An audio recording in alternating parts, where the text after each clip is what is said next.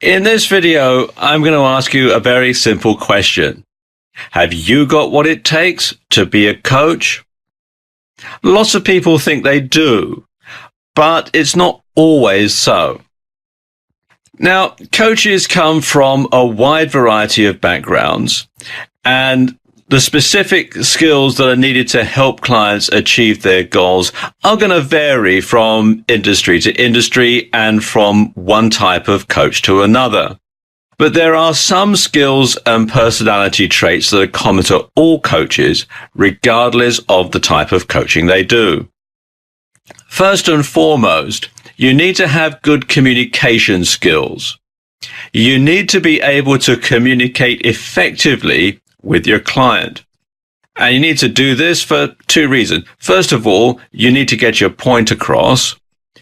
And secondly, you need to be able to understand what the client's needs are. And you need to be able to convey to the client that you understand what their needs are. So good listening skills are also very important.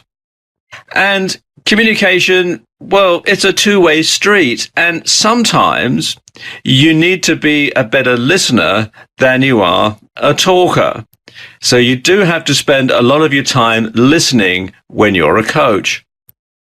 You also need to be aware of people's emotions. Not all things are expressed verbally. So you need to pay attention to people's emotions. You need to pay attention to people's body language as well when you're having conversations one-on-one with them. Because sometimes what people say and sometimes what people mean can be very different things. So you also need to know how to empathize.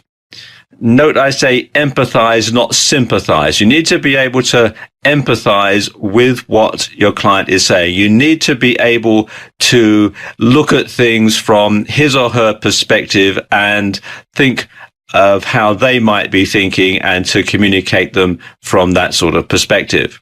And you need to be able to offer words of encouragement without coming over as patronizing or condescending. Another skill that you're going to need to have if you want to be a coach is good planning and organizing skills. Clients can often become bored and disillusioned with poorly structured and disorganized coaching programs. So you need to be able to have a proper structure in place. You need to be organized. You need to know exactly how you're going to help the client achieve their objective. So the ability to plan and organize effective programs that deliver tangible benefits to clients is of crucial importance. And this can only be done if the coach fully understands the client's needs and goals. Now, once that's done, a good coach can draw up a plan of action to help the client achieve those needs and goals. Or to put it another way, you have to know what people want before you can help them to get it.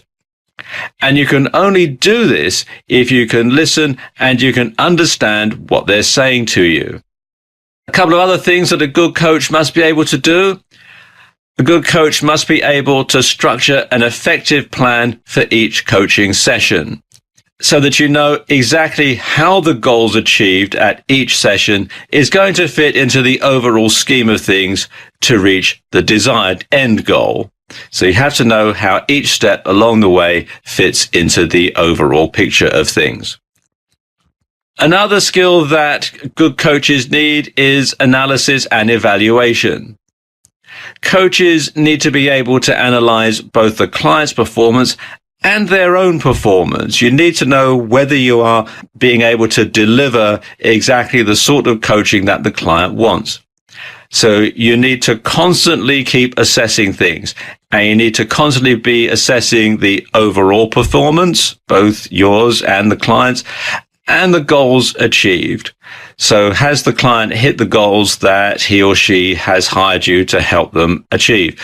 And also, in your own business, your own goals, are you reaching those? And it's a constant process of evaluation. Something else, you must have the skills and ability to revise and change the program to meet changing circumstances. You can't be a stick in the mud. You have to be able to counter changes that are going to happen, because sometimes when you implement changes in the client's business, particularly if you're business coaching, then sometimes the law of unintended consequences comes into play, and something might happen that you didn't foresee. And so you have to be able to then counter that and get the client back on track. And so that skill is very important. And all good coaches keep an open mind. You must be receptive to new ideas, and you must be amenable to changes and new ways of doing things. And when you think about it, quite often someone will be hiring you as a coach because things aren't working out for them. And it could well be that the things that they're doing in their life or in their business are old-fashioned and don't work anymore. But they keep doing them because they don't know any different. Now, you have to be their open mind for them. You have to be amenable to changes and new ways of doing things, and you need to be able to communicate those directly to your client. Now, observing how other coaches work and noting their success rates can be beneficial when you're a coach. So sometimes coaches will sort of feed off one another.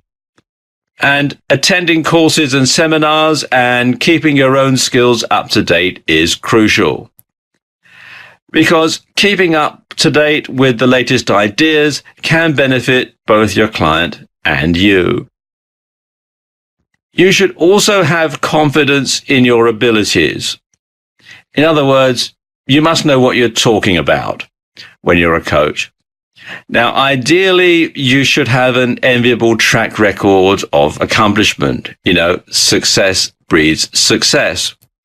Now, of course, when you're just starting out, you don't have any sort of track record, enviable or otherwise.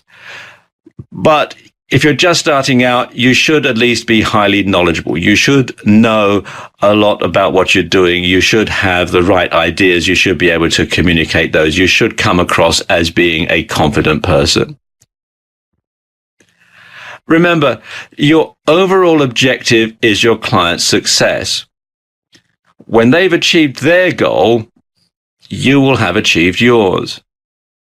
And coaching is all about what's best for the client, not what's best for you. And your ego has to be strong enough to stand that. In this video, I'm going to tell you 5 things that every business coach should know.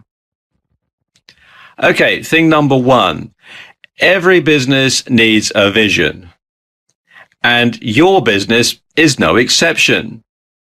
So you need to decide on clear objectives for your coaching business right from the start. Are you in this for the long term, or is this just something that you're going to do now to pay the bills and tide you over?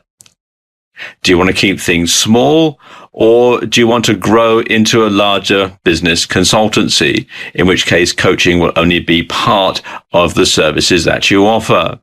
And you need to keep these things in mind right at the very beginning when you're starting your coaching business.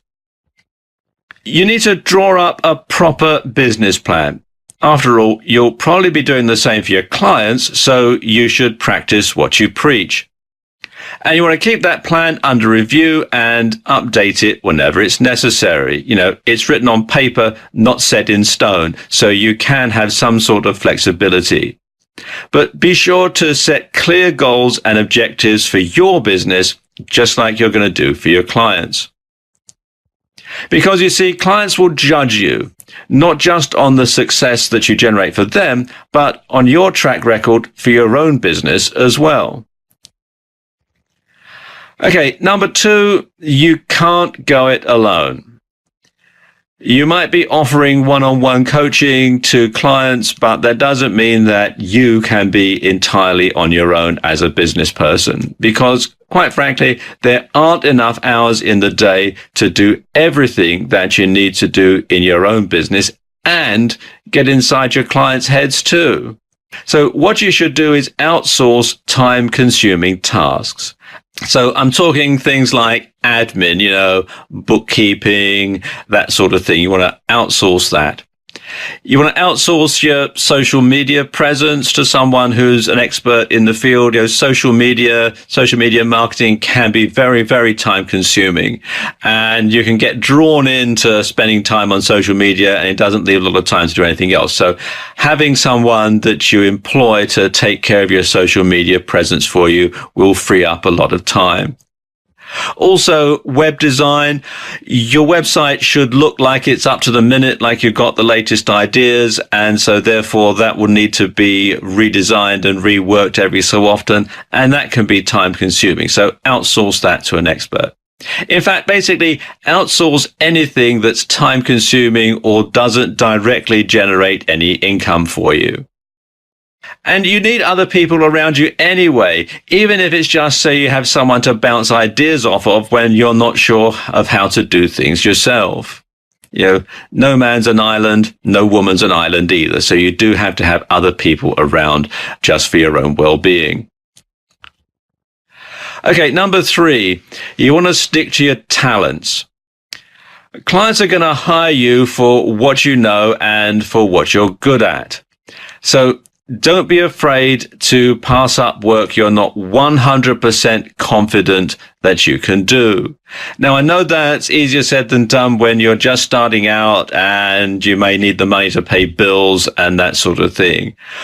But if you take on a job that you're not 100% confident that you could do and you make a mess of it, then that's going to impact, because you need to safeguard your professional reputation from day one. And you want to make sure that you get a reputation for being competent. And so therefore, if you're not 100% sure that you can do the job, it's best to pass it up rather than make a mess of it or just do, a so-so type of job. Also, don't be afraid to turn down a client that you're not 100% confident that you can help or work with for the same reasons, really. Because if you and your client are going to be at war, or if you share a different vision of how things should be done, then it's best not to do business with them. If your client's success is your success, then the converse is also true. And something else that you want to do is you want to foster good relations with competitors, and you want to recommend others who can do what you can't. And they may well reciprocate and send clients your way in the future. So it's a good idea to have someone that you can pass on work to, that perhaps for someone that you might not be able to get along with too well. Okay, number 4, you want to concentrate on coaching one type of business at a time. And this is very important because this is going to maximize your impact and your efforts. And you'll also be able to cross-pollinate and take ideas that you've learned from coaching one client and use those to help other clients in the same field. So you'll find that businesses in the same line of business tend to have similar sorts of problems. And once you've been able to help one business with their problem, chances are that another company in that same line of work is going to have a similar problem, and you can use what you've learned helping the first client to also help the second client. And it also makes group coaching easier because, as I'm just saying, everybody will have similar issues and everybody will have similar aims. So you can use one solution to help a number of different clients. And it also makes referrals easier because if you've done a good job for a client in one particular industry, then chances are they may refer you or recommend you to another company in that same industry because they may meet them at some networking event or Chamber of Commerce or some other type of event in the same industry. And of course, it makes advertising cheaper because you're narrowing the focus of your advertising at one particular niche. And this is particularly true when it comes to offline advertising. If you're going to take out an ad in a trade journal or something like that, you only really need to take out that ad in one particular type of trade journal. You don't need to spread yourself thinly across lots of different types of niche. Okay, number 5. You need to charge what you're worth. Now, there are no set fees when it comes to coaching. And looking at what others are charging won't help, because every coach is unique and brings something different to the table. So coaching isn't a commodity. It's not like going down to a store and pricing up a new TV set or something. You could probably work out where you can get the cheapest, or with services that anybody can do, like mowing lawns or something like that. So you can't directly compete on price. It's fine to do a couple of things. First of all, it's fine to offer a free first session to see whether you can help the client meet his or her goals and that you're both going to be comfortable working together. And of course, you can give your first few clients a substantial discount so that you can get some testimonials or referrals. That's fine. But don't sell yourself short, because once you get a reputation for being cheap, it's very hard to put your prices up and make a decent living. And of course, if you're doing one-on-one coaching in particular, you can only service one client at a time during that particular time that you're having the session. You can't do other things as well. So you do need to charge a decent price. In other words, you need to make your coaching business more like Prada and less like Walmart. In this video, I want to talk about 5 things that every life coach should know. And these are the sort of things that they probably don't tell you when you take other courses on how to be a life coach. Okay, the first thing is you'll probably feel like a fraud when you first start out. I know that's a strange thing to say, but it's perfectly normal to feel this way. Life coaching isn't a real job in many people's eyes, but it is a real job. You help people and you provide a useful service and you get paid for it. But a lot of people have a problem with that. A lot of people, they may think, well, it's not a real job. You don't go out 9 to 5. You don't wear business clothes. You don't go to an office. You don't have a very sort of structured way of earning a living. And so some people think, well, it's not a real job. Well, actually, it is a real job. Now, just like every new startup, you'll probably find it hard going in the beginning, and you might catch some flack. People say, "Are you making any money yet?" or that sort of thing. But once you start getting a few clients and you start building up your business, you'll find people's attitudes will change, and they'll generally change for the better. So don't worry if at the beginning you start to doubt yourself and think, well, am I really qualified for doing this? My life's a mess, so how can I tell other people to live their life? But those sort of feelings are perfectly normal. Okay, number 2, don't try to be an agony aunt. It's not your job to dish out advice. Because giving advice is trying to impose your vision of what your client should be doing. It's not up to you to get involved in the day-to-day running of the client's life. That's not what a life coach is for. Life coaching is about objectivity, it's about structure, and it's about empowerment. It's not about instruction or indoctrination, and clients must be given the power to help themselves. Offering advice, opinions, and judgments would undermine the basic principles behind life coaching. There's a world of difference between being an instructor and being a guide. An instructor shows a person exactly what to do. A guide provides the tools and support that a person needs to do something for themselves. So a life coach is a guide, not an instructor. Now, everybody has the capability to adjust the limits of their own perspective. Your job as a life coach is to help people to open their minds and achieve their objectives. And you must help people to find their own way, the one that's best for them, not the one that you select for them to follow. Okay, number 3, you need to find a niche to be successful as a life coach.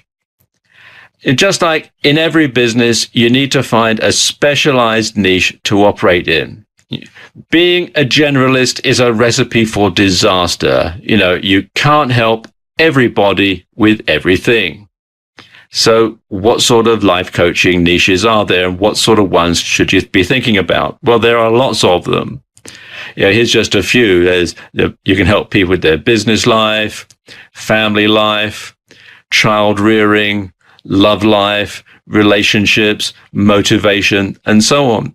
But you'll notice that each of these niches requires a different set of skills. Your business life is going to be different from child rearing, and your love life is going to be different from family life. So you see, each one is different slightly. So you do need to concentrate on one particular niche at a time in order to become expert at it. Okay, number 4, and this is something that not a lot of people think about when they go into life coaching or any other form of coaching, really. And that is that you need to provide products as well as services to generate a decent income.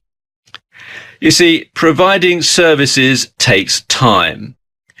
And you'll find that there are periods of inactivity between the times when you're providing the service. You can only do one thing at a time when you're providing a service. And particularly if you're going to do one-on-one life coaching, then you can only help one client for each particular block of sessions. And even highly paid services like motivational speaking are not required all that often. You might hear a story about some highly paid motivational speaker, and let's say they get paid $10,000 to do a seminar or something like that only takes 3 or 4 hours to do. And you might think, wow, I could do one of those a week, $10,000 a week. Well, then you find that, actually they only do maybe 2 a year. Well, that's only $20,000, and all of a sudden it's not quite so highly paid. So you do need to be able to have some means of bringing in some income when you're not actually out there earning it by providing the service. So what sort of products are we talking about here? Well, first of all, we're talking about books. And they can be regular books, or they can be ebooks, or they can be Kindle books. You can do audio products, and these can be MP3 audio downloads, or they can be audio products on CDs.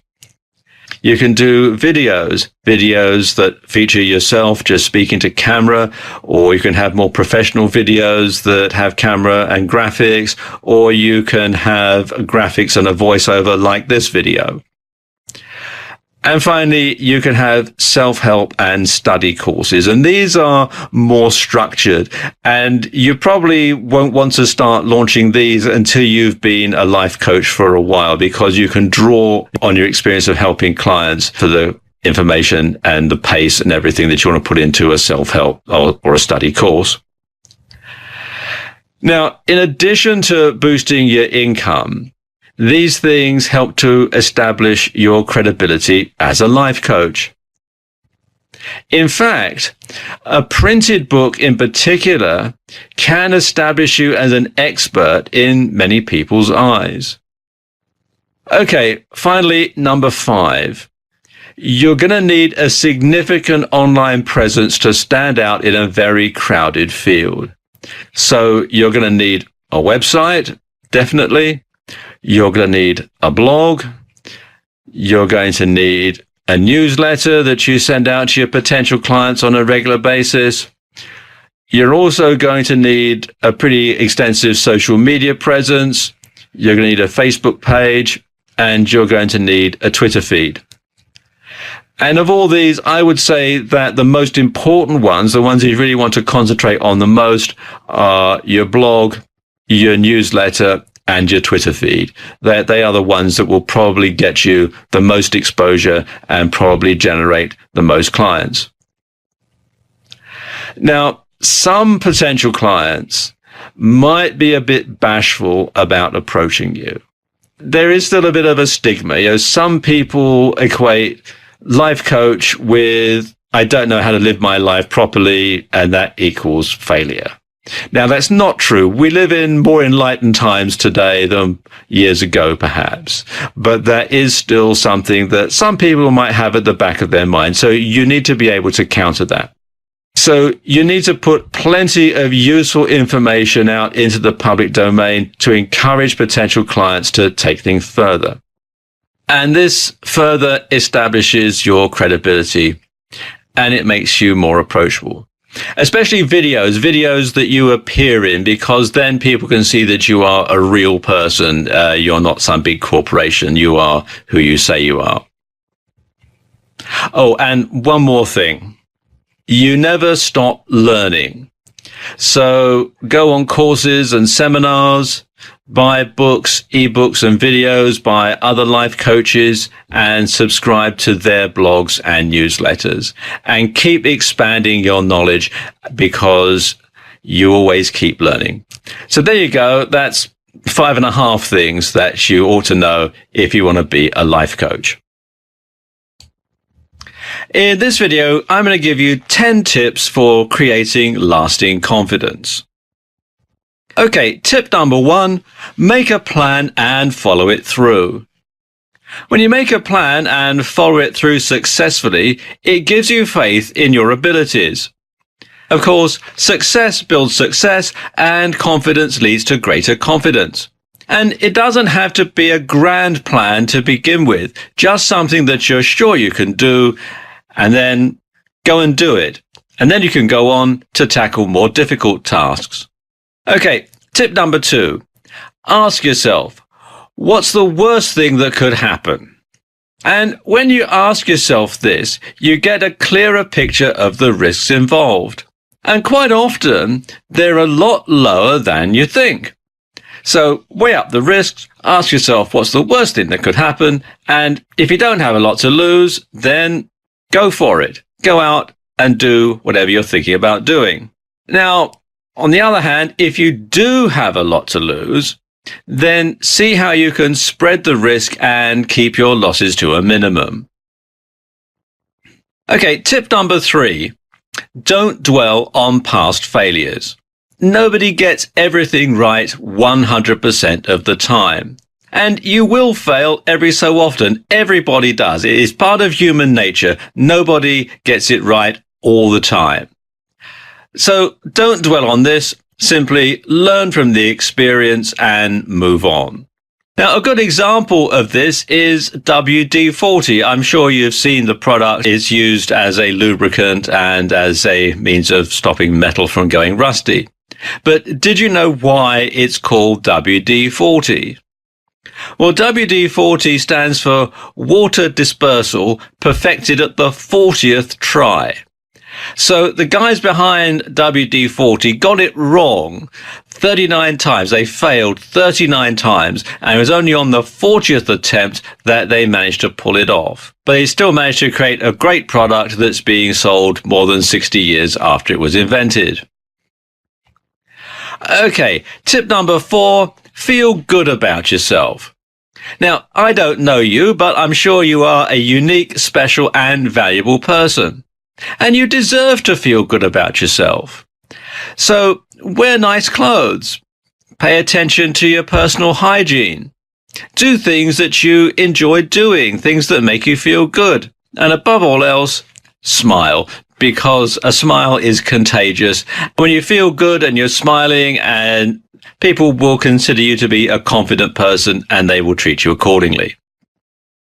Tip number 5 is to avoid negative, self-doubting thoughts that you may have about yourself. I mean, everybody gets them from time to time, but you really shouldn't dwell on them. And don't go around saying negative things to yourself. Don't go around saying, I'm a loser, or I never do anything right, or nobody really likes me. I'll never make any money, and so on and so on and so on. Well, stop. Just as confidence leads to more confidence, negativity leads to more negativity. So you want to practice positive affirmation instead, because when you feel confident, when you feel good about yourself, when you have confidence in your abilities, then that comes across and it makes you more confident as you go along. Okay, tip number 6 is to avoid manipulative people who might seek to take advantage of your low self-esteem. We've all come across them in our lives, and they're people to be avoided because, sadly, these people know what buttons to push to make you feel worse about yourself and to get you to do what they want in the process. Any relationship must be mutually beneficial. And unfortunately, there are some people around who will know exactly what your weak points are. They'll know exactly how to manipulate you into doing what they want. And it's a win-lose situation as far as you're concerned. And I'm afraid generally you find yourself on the losing part of that argument. So if you find that you're around someone like that, someone who's manipulating you by taking advantage of low self-esteem, then you want to drop them from your life as soon as possible. Okay, tip number 7 is do something nice for others. And it doesn't have to be a big deal, just something, a little something every day nice for other people. So, for example, you could go and visit someone you haven't seen for a while. You might strike up a conversation with a neighbor. You could spend more time with friends and family. You could offer to do someone a favor. You could get involved in activities that help other people, anything like that. Because doing someone a good turn makes you feel good. And when you feel good, you feel more confident. And tip number 8 is to use your imagination. Your mind is a powerful instrument. It really is. And when you use it properly, when you use your imagination in a positive way, you can use it to visualize the outcome that you desire. And in so doing, you break out of your own self-imposed limitations. I'm sure you've heard the expression, fake it till you make it. Well, be like an actor playing the role of a confident person. And before you know it, you'll get so used to it, you'll become that person for real. Okay, tip number 9 is banish bad memories. Bad stuff happens to all of us, but you don't have to dwell on it. Making yourself angry over perceived injustices in the past, well, quite frankly, it just serves no useful purpose at all. And the past doesn't equal the future. Just because something bad happened to you in the past, it doesn't necessarily mean that history is going to repeat itself unless you let it. So just like in tip number 3, learn from the experience and then move on.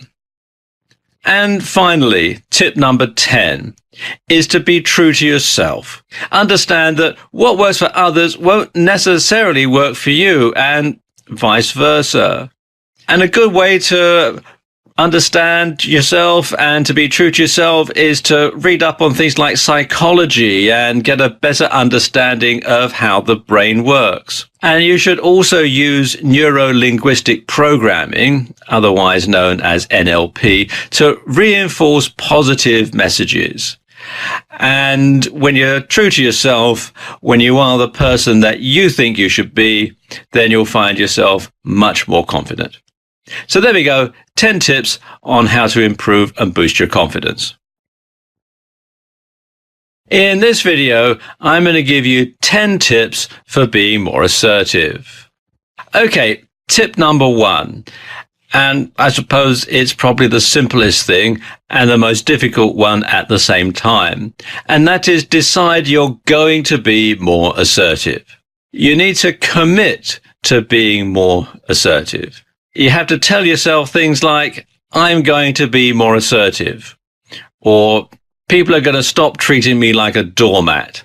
You should expect some resistance, though, from people who are used to pushing you around.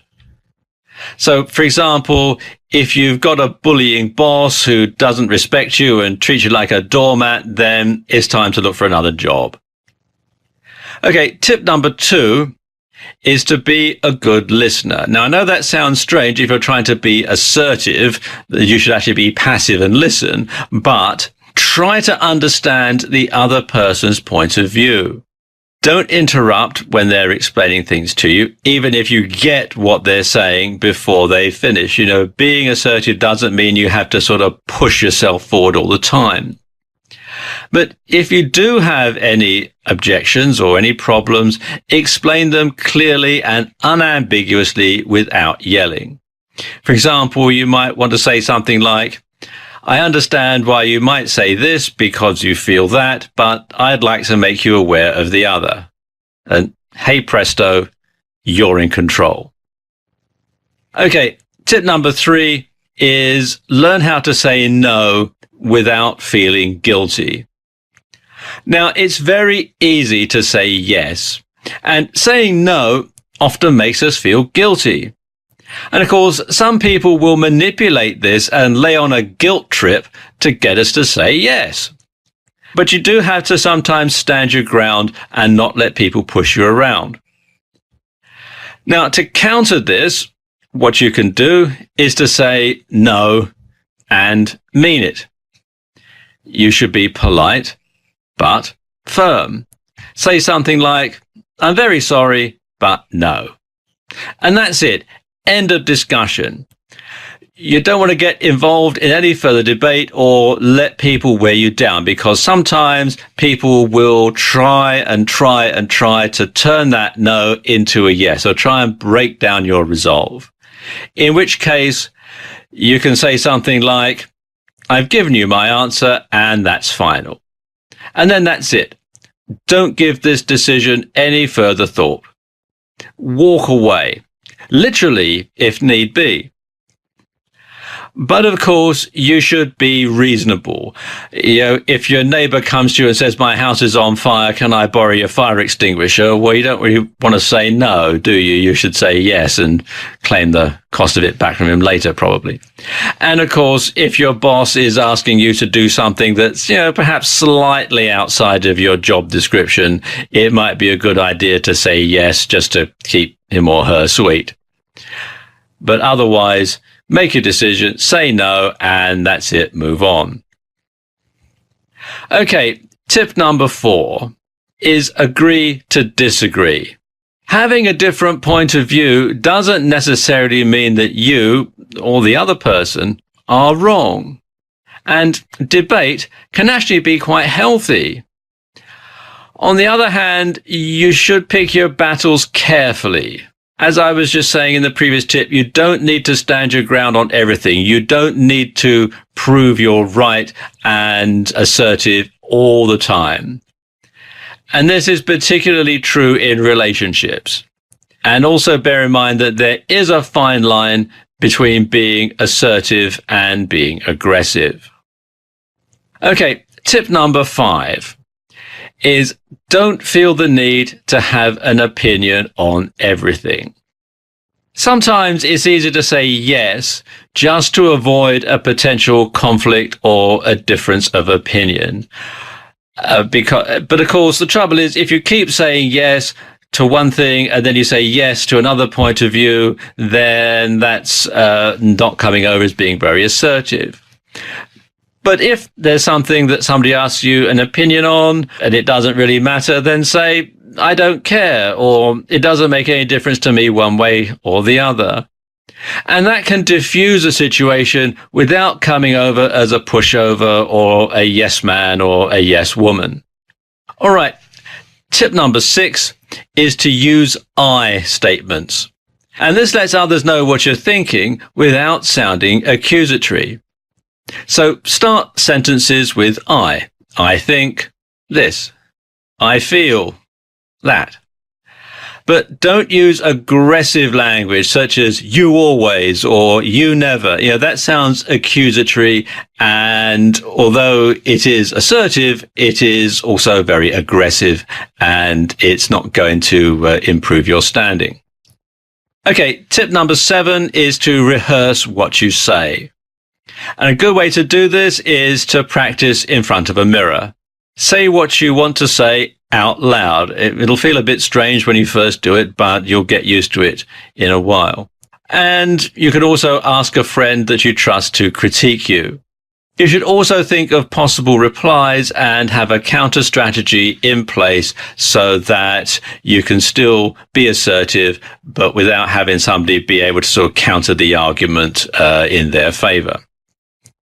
Tip number 8 Body language is just as important as spoken language.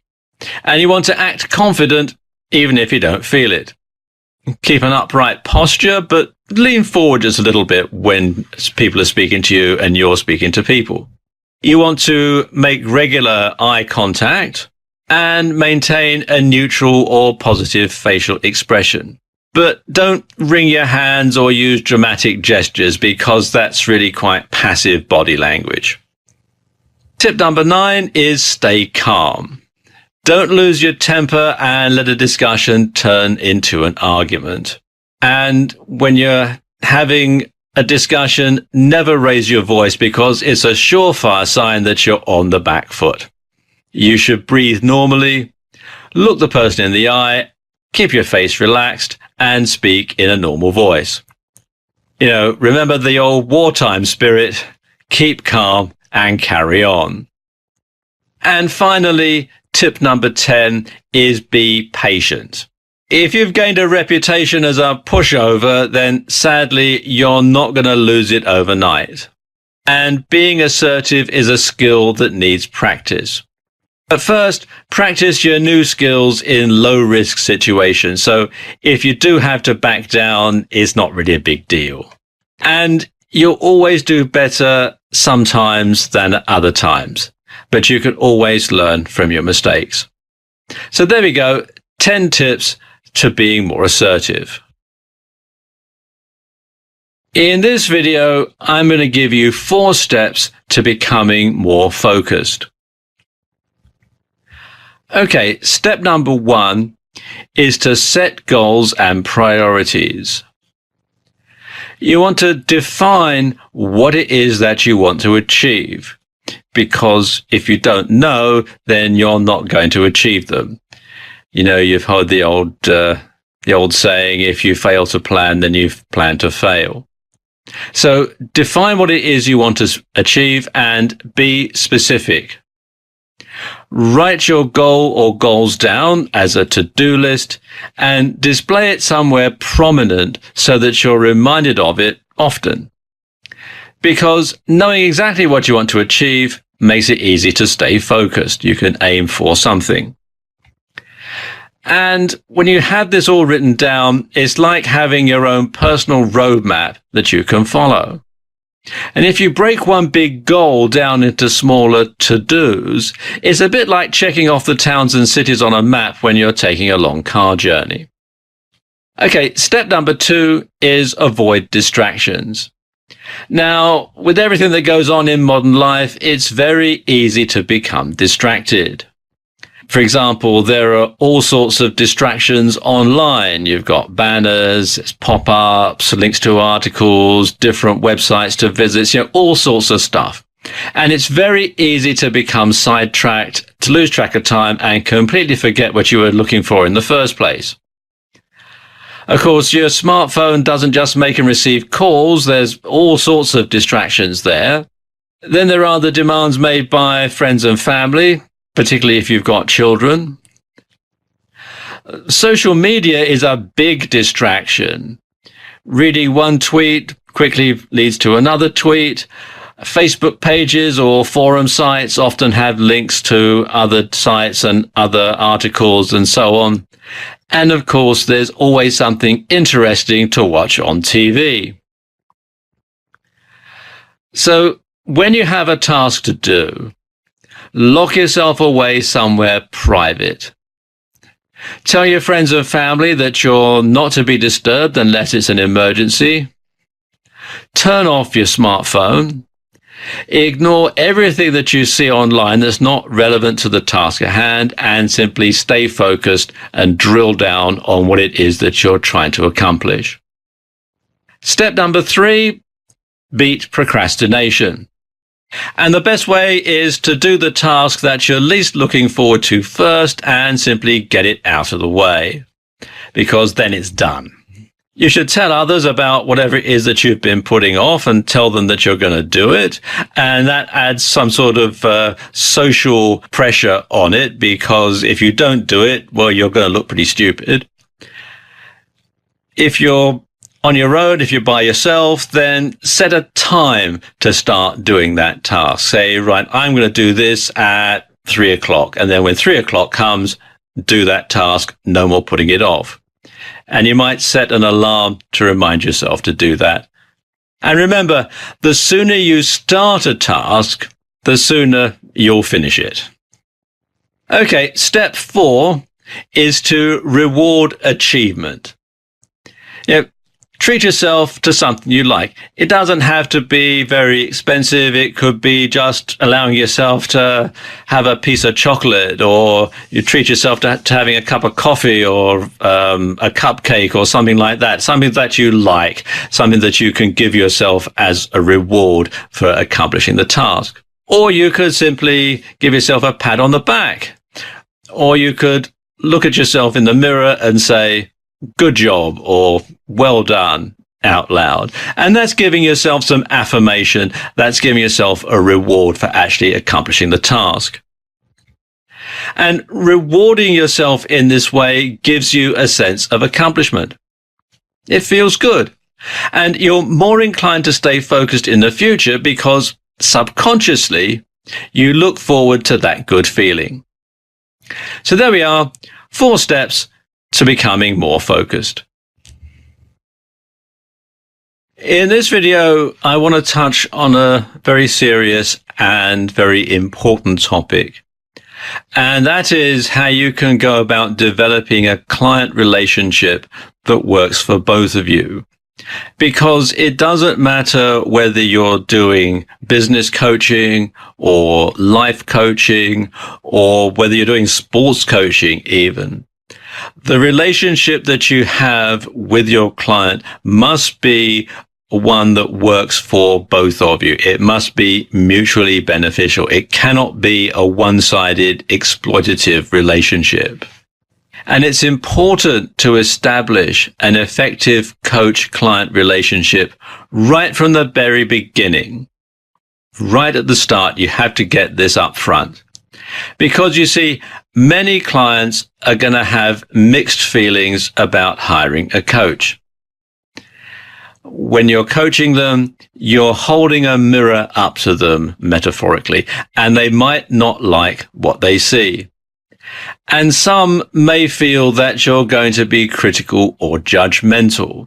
Now, that's something that you should never, ever be. But unfortunately, that is how some clients are going to feel when they engage you for the first time, especially if it's their first experience of having a coach. So your first priority should be to put them at ease. You should explain the process, and that you should tell them that your job is to empower them so that they can achieve their aims and dreams that they have for their life or for their business. And you should reassure them that you're not going to be critical and you're not going to be judgmental. You're going to take them as they are.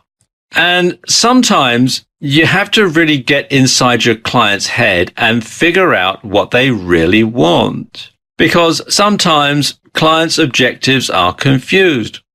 Sometimes they don't have a clear objective in mind. Sometimes it's something vague like, I want to be successful. Well, how? In what? Do you want to be a successful business person? Do you want to be a successful husband or wife or father?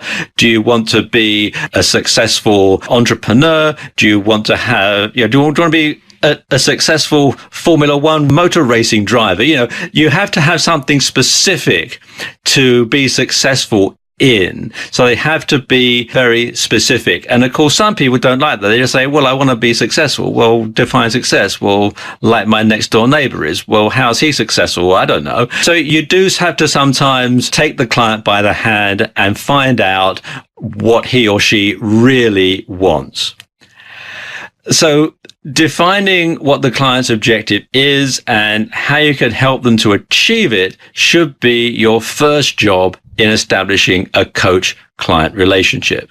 And you also need to manage their expectations. You can't just simply wave a magic wand and solve all their problems, but that might be what they expect you to do. So you do have to perhaps sometimes make the client aware that you're not a miracle worker, you are just a coach. And if during your initial conversation, it becomes clear that the client's expectations are unreasonable or that you're not going to be able to help them, then you need to walk away.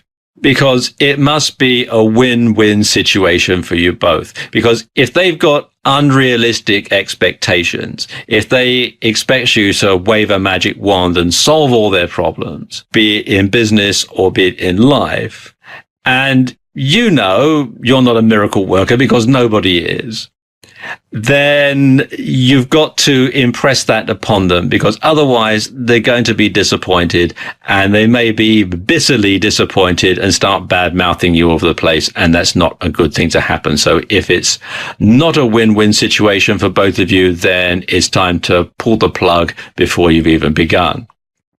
You also want to set boundaries for the work that you're going to do with your client. Now, these can be boundaries of things like session times or the venue where you're going to hold the session. You should certainly get fees and payments out of the way. You want to make sure that they know exactly what you're going to charge and when you expect to be paid. You should have diary arrangements made, especially if you're going to do one-on-one coaching. And you should have a cancellation policy so that your client can't just simply change the date and then phone up at 5 minutes notice and say, I'm sorry, I can't make it. So you want to make sure that everybody agrees as to what these things are going to be before you begin. And there are more things that you can add as well. You can also include things, particularly if you're doing business coaching, things like a confidentiality policy, ethical codes. You should work out what the contact with the client's line manager or business partners are going to be if you're doing business coaching. And you should also make it clear the work that the client should be doing in between sessions. You know, it's not going to be just you that's doing the work. They're going to have to work towards their own goal themselves. You're just going to empower them to do that. And you need to make sure that all of the parties that are involved are aware of what everyone is expected to do and what they are not expected to do. And that's very important. And you need to have a clear memorandum of understanding. So it's all written down so that everybody knows exactly where they stand. And getting everything straight at the beginning is going to avoid having any misunderstandings later on. You should also build a personal rapport with your client. Your client needs to be able to trust you and believe in you. But don't be surprised if you're subjected to a covert testing process, especially in your early sessions. After all, if someone is hiring you who's never had a coach before or has perhaps had a bad experience with a coach, they're going to want to satisfy themselves that you're up to the job. So don't be surprised if they're they're covertly testing you a little bit as you go on. So you want to counter that by over-delivering on your promises. So you should promise less, but deliver more, so that you exceed their expectations and provide real value for money. Another thing you have to ask yourself is this going to be right for both of you? Now, you don't have to be friends with the client, but you do have to respect each other. And you need to deal with any differences promptly and directly. And this is particularly important when you're working with a team in a business. And in that context, you want to be aware of the pocket veto that perhaps some team members might wish to use. Now, a pocket veto is where someone says yes when you ask them to do something, they agree to do something, and then after they've gone away, they say, forget it, I'm not going to do it. Or they just simply don't bother to do it. And so they've effectively vetoed what you've agreed with without there being any debate or any discussion. So you do need to be aware of that. Obviously, if you're working one-on-one with a particular client, with a single client, then if they agree to do something and then they don't, well, they're only letting themselves down. But if you've got a group of people and you've got one person who perhaps isn't convinced, they may well use the pocket veto and all your work is going to be for nothing. So you have to be aware of that. And to counter that, you need to gain commitment. Once everybody starts working together and the client can see results, this will build quickly. But in the early stages, and again, if you're working with a team, this is going to be difficult, but it's not impossible. And you need to make sure that everybody who's involved in the coaching process is committed to the outcome that you've agreed on. And then you need to get on with it. You need to deliver quantifiable results for the client within the agreed time frame. Because if the results are slow in coming, the client may conclude that it's all a waste of money and drop you, and you've lost a client, and it won't do your reputation in business any favors at all. In this video, I'm going to cover how you can put together an effective coaching plan. And when you are starting to put together your coaching plan, the most important question to ask is, what does the client want to achieve from this? Because you need to know what your client wants in order to help him to get it. So a good way to ascertain this is to put together a questionnaire. And you want to look at the client's objectives. What do they want to achieve? But you also want to concentrate on the root cause of any weakness that the client may have within his organization if you're doing business coaching, or weaknesses in people's lives if you're doing life coaching. So you want to drill down and find out exactly why the client isn't achieving his or her objective already. And this will indicate where they need the most help, because sometimes the objective is well within the client's grasp. They just simply don't know how to do it. And that might well be your task, is to empower that person, is to give them the how to achieve the what. And it's crucial that you get the overall picture first. Just like an artist, just like this guy here in this picture, surveys the entire landscape first before deciding on what aspect of it he wants to paint, you must look at how the organization functions. If you're looking at a business, you must see how it functions in its entirety. You must see how a department functions and fits into a larger organization, if you're looking at a department within a business. Or you want to see how the person's life fits together with other people they come into contact with, both in their personal and professional lives, if you're doing life coaching. Now, this is a tall order and it shouldn't be rushed. But the more information you can find, the more background you can get, the better a job you're going to be able to do. And once you've got the root cause nailed, you can put together a coaching plan to overcome that, and you can help the client achieve their objective. Now, when it comes to doing that, when it comes to putting the plan together, I always think about the things that Dr. Stephen Covey, the late Dr. Stephen Covey, put in his book, The 7 Habits of Highly Effective People. And the number one thing that he says is begin with the end in mind. So what you want to do is define the final objective and work backwards from that. Obviously, things aren't going to go smoothly all the time, so you should anticipate any roadblocks on the way to success and keep your plan flexible, and you should tweak it when necessary.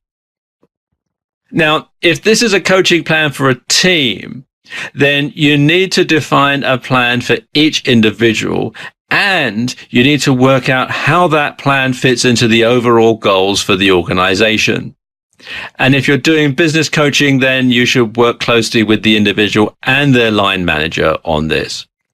Now, this can be very complicated. So if you're just starting out, it's best to concentrate on smaller projects first, coaching individuals, say individual entrepreneurs and that sort of thing. Something else that you should do is to determine what I call mile markers. Now, these are interim goals that need to be achieved as you work towards the greater objective. And setting and achieving these boosts confidence, and it breaks the larger tasks down into smaller ones. And so you'll know when you've reached a certain point that you're actually getting closer and closer to achieving the overall goal. You also need to work out what resources, if any, are going to be needed to help the client achieve this particular objective, and you need to find out if they can be afforded. You also need to set the time frame for achieving these objectives. So what you want to do is work out how long you think it would take to achieve the client's objectives, and then double it, because these things always take longer than you and the client think. Always. It's human nature, I suppose. We always think that things are going to be quicker than they actually are. So if you work out how long you think it'll take and then double it, you'll come in sooner than you've anticipated. So then you want to put your plan into action. You want to get constant feedback from your client to make sure that you're both on the right track. And then you want to tweak your plan as you go.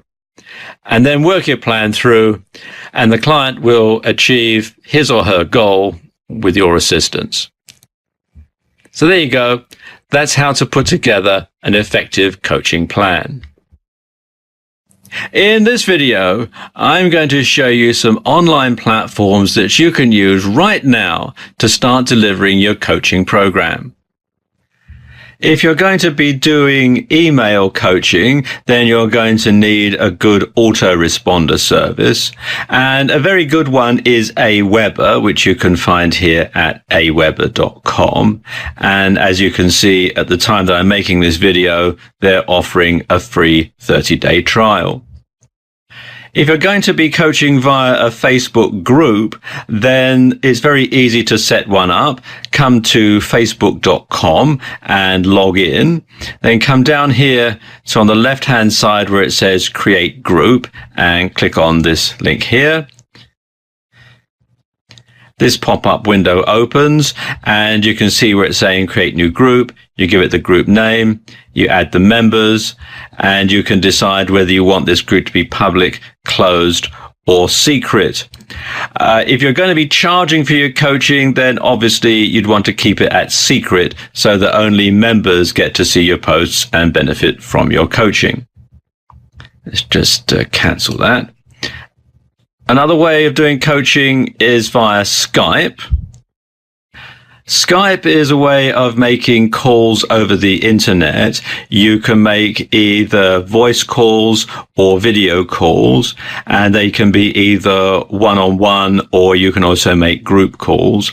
You can also send short written messages as well, and it's very versatile. You can contact anyone anywhere in the world that's got a Skype equipped computer or a Skype equipped smartphone, and you can download the software for free from skype.com. Similar to that is Google Hangouts, which you can find out here at hangouts.google.com. And this enables you to make video calls, phone calls, and send messages as well, and get involved in chats and so on. And it's all free. If you're going to do video coaching, there are a few different options that you can have. And the first one is YouTube. And there are several ways that you can use YouTube. You can either pre-record videos and upload them to the YouTube site, or you can do live streaming via your channel. And this page here, youtube.com/upload, gives you the links to show you how to do it. If you're going to upload videos to your YouTube channel, one thing you want to do is to set the privacy here to private, and that means that only people who you invite can watch the video. So if you're going to charge people for your coaching, which of course you should, then you want to make sure that it doesn't show up in the public listings on YouTube. The other one is Vimeo, which you can find here at vimeo.com. And it's similar to YouTube, but it does offer free and paid for versions. And the paid for version is worth getting because you don't have any advertisements showing in it. And you also get a much larger allocation, as you can see here. And you can read all about it at vimeo.com/upgrade. If you're going to be doing more structured type of courses, then a good system to have is Moodle, which you can find out here at moodle.com. And this enables you to deliver courses online in a more structured manner. And it is actually used a lot by universities in various countries as well. So it is a very good system to have, and it's all free. If you have a hosting plan that includes cPanel with Fantastico or Softalicious, you may find that the software is already included as part of your hosting package. And finally, if you're going to be delivering your coaching via a Mac or a smartphone, an iPhone, then FaceTime might provide you with a good solution. And it enables you to, as it says, talk, smile, and laugh with anyone on an iPad, iPhone, iPod Touch, or a Mac. And you can read all about it here at apple.com/Mac/FaceTime. $CID equals OAS-US-domains-FaceTime.com. So there you go, just a few methods that you can use to deliver your coaching to your clients. In this video, I want to show you how you can go about measuring value and success in your coaching program. Because obviously you need to know whether you've done a good job or not, and whether your client is getting value for his or her money. Now, of course, this is easy if you're a sports coach. More wins than losses equals success. And if you've got a cabinet full of trophies too, well, that's physical proof that you're up to the job. But in business coaching, it's not quite as simple. Sure, there may be an increase in the bottom line, but can it all be down to your efforts? And increased ROI is probably not the best way to measure business coaching. A better measure is how much more engaged as a leader or a manager the client perceives himself to be, or how much more engaged as an entrepreneur if you're coaching someone in a small business. Do they feel that they are better at what they're doing? Do they have more confidence? Do they feel that their abilities are being honed to a better degree than they were before the coaching started? Those are the sort of things that you should use to measure when you're doing business coaching. Now, measuring the success of life coaching is even more difficult. How can you assess someone's happiness and fulfillment? Well, a good way is to assess improvements in the individual's physical health, their stress levels, their weight and diet, and so on. How clear is the person on their personal legacy, their meaning, purpose, their life vision, and their values compared to how they were before the start of the coaching? And these are the key factors in determining whether your coaching efforts have been successful. Do they feel happier in their own skin? Do they have more confidence?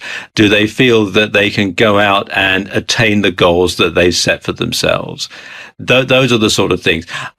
It's hard to quantify in terms, but if they feel better, then you've done a good job, basically. Now, a post-coaching survey is probably the best way to quantify the effectiveness of the coaching. First of all, you want to ask, were the client's objectives met?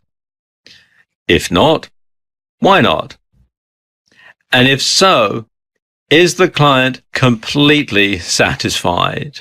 Are they completely satisfied? And the word there is completely. Are there any things that perhaps they're not quite sure about? If so, then you need to really nail those and find out perhaps where you as a coach perhaps didn't do as good a job as the client would have liked. And of course, the main thing, would they recommend your services to somebody else?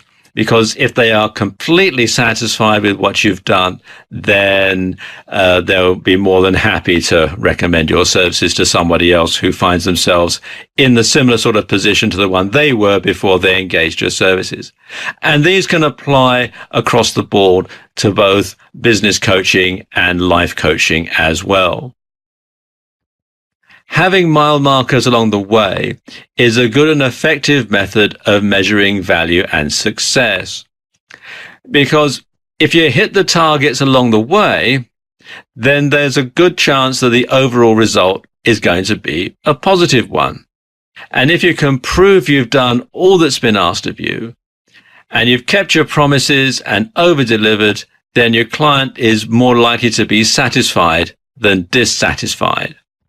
Of course, some people are never satisfied, and you must deal with that in the same way as any other business would. But generally, after you've been coaching for a while, you'll be able to work out exactly how people think, how people perceive the value of the services you provide. And I wish you every success.